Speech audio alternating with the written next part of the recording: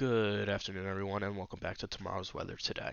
I am Jacob, and we're talking about a big warm-up for most of the United States.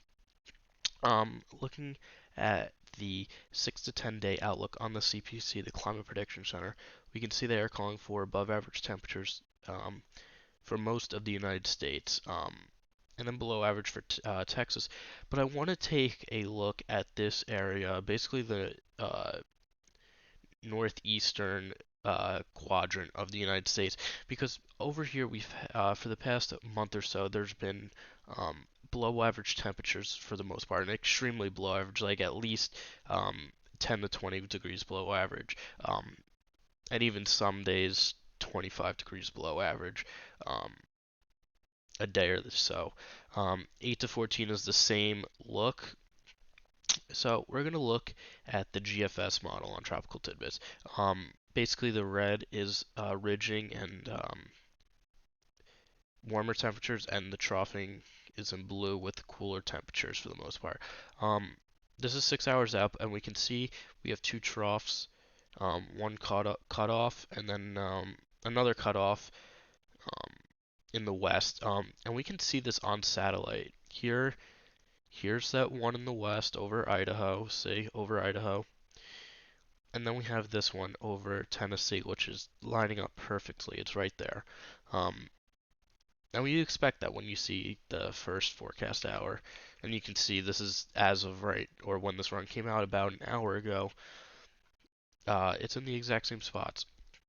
So if we take this out, you can see that this trough basically goes away, and this one starts to lift up. And then we can see that ridging basically builds in to the east, and that's why we're going to have above average temperatures. Moving it along, this trough even gets stronger, and then takes over most of the United States. And you get that trough. Remember we were seeing below average temperatures in Texas? Yeah. Here it is because of the trough, upper level trough. Moving it even farther ahead, you can see there's a low out here that's going to try to break this ridge down, but for the most part, this ridge is staying strong. And there's just going to be a little trough that comes in maybe for one day that lowers temperatures, but shouldn't be too bad. And something down here is catching my eye. It looks like something tropical is trying to develop down here, but that's for another video. And then you can see there might be a time where below average temperatures return. For the eastern United States, as the GFS is hinting at. So we're going to look at the 850 millibar temp anomalies. This is going to give a good, this is like 5,000 feet off the ground-ish. This isn't at the ground, but it should give us a good idea of how temperatures are at the ground. So we have that trough. Remember, we have the trough over Idaho, below average temperatures, and we have the trough over Tennessee, below average temperatures. If we go back to here, so basically the below average, the troughing is about there and there. If we take that a look, it lines up almost perfectly with the below average temperatures, right? So that's a good indication that those troughs do give below average temperatures, and the ridge that was up here, say, is bringing above average temperatures. So if we move this ahead, we can see above average temperatures for the eastern two-thirds, and those below average temperatures for Texas. And then those above average temperatures stay around for the better part of next week. And I'm thinking Wednesday to Thursday is going to be the highest, is going to be the warmest, and then a cold front slides through, brings back temperatures to normal for a little bit, and then another warm up, but then another cold front. So the first cold snap starts at forecast hour 2:58. So let's bring this out to 2:58. 2:58. There's that trough, and then if we bring it out to the next one, 3:42. Boom, trough.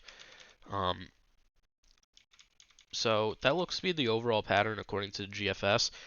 Um, so let's look at the CFS weekly. Um, this is a climate model, and you can see for next week this is May 17th um, through the 20th. So this is actually right now. So I'm actually going to move this ahead one more week because this is now this is days 1 through 7, so this is today through next week actually, and you can see that the CFS is calling for that ridge with above average temperatures. 2-day temp anomaly, we can see that it's above average. But going back to that, um, we can see that there's a little trough that it tries to bring in. Um, the second forecast week, and it kind of stays there. But for the most part, it's just a lot of ridging, according to the CFS. And if we look at the 7-day precipitation, it's looking dry as well for the east. And then maybe the second week is a little wetter. So let's take a look at the European. Again, it has the two troughs. This is a little far behind because this is last night's run. Um, this afternoon's run hasn't come in yet, but it has the overall picture. And we move it out, you can see that it brings in that ridging as well, and keeps it there. And it doesn't go out as far as the GFS, but so hour 240, it looks pretty similar. If we take this side by side, it looks pretty similar, which is a good indication. So this is the GFS, this is the European. So let me GFS. Sorry, that's the Euro. My bad. Euro GFS. Look at the similarities. So you have this.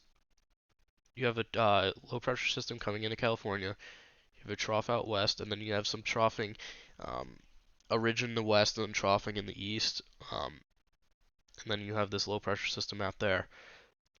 Look, low pressure, trough. It's a little delayed.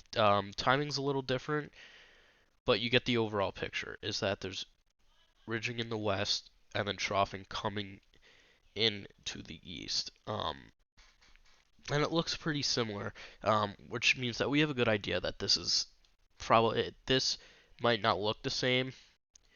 This trough and this ridge might not look the same, and this ridge might not look the same, but you get the idea that it's likely that this pattern is going to stick. And it's going to feel like summer for some places. If we go to the GFS model, we're going to go back to GFS, and we look at the temperature, the shaded temperature, so it's actually going to show you, the actual ground temperature. The reason why this is happening is probably storms going on. If we just look really quickly, yeah, there's storms going on. That's why it's cooler in those places. But